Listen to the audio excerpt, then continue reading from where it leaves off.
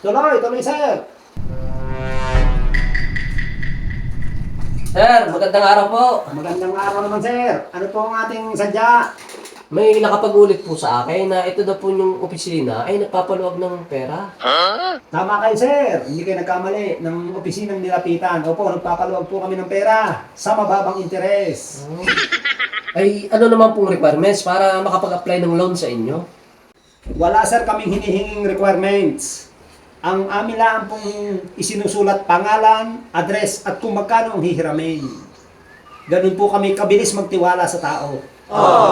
Kahit ngayong oras, sir, mismo, pwede kayong makahiram.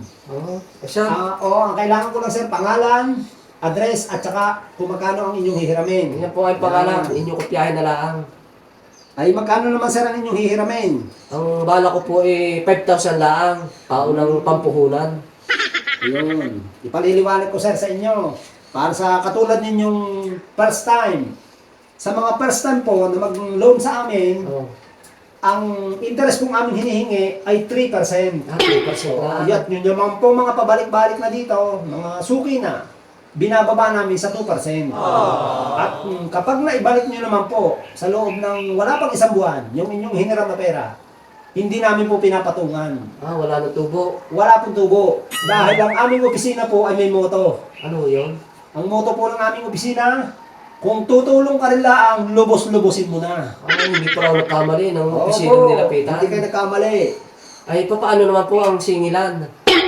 Ganin naman po, sir. Ang singilan, wala po kaming maniningil na naikot sa mga bahay-bahay. Yung araw-araw ipupunta sa inyong bahay-bahay.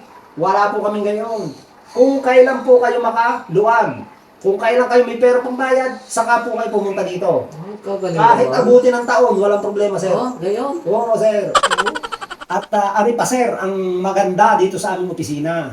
Pag first time kayong manghiram, dinodoble namin. Ibig sabihin yung akin 5,000. Magiging 10,000. 10. Kaya doon lagi napasok yung aming motto.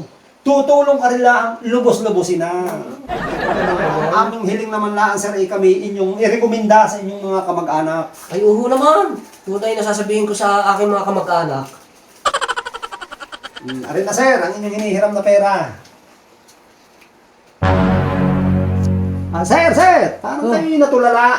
Ano inyong masasabi? Hindi ako makapaniwala, sir, eh. Parang ako'y nananaginip. Uy! Yero! Paabot na Yero! Patulog-tulog!